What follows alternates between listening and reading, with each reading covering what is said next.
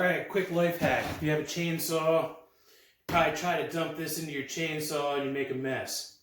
What you do, save your old dish detergent hand soap container. It's got the flip top on it. What you do, rinse it out first. You don't want soap in it. And fill it up.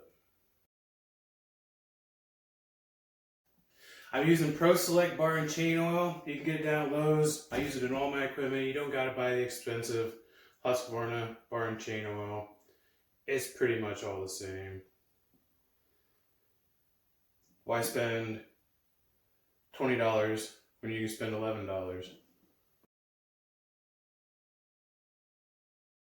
Alright, you don't want to fill it all the way to the top. I learned my lesson. I'm not that coordinated. That's why I do things like this.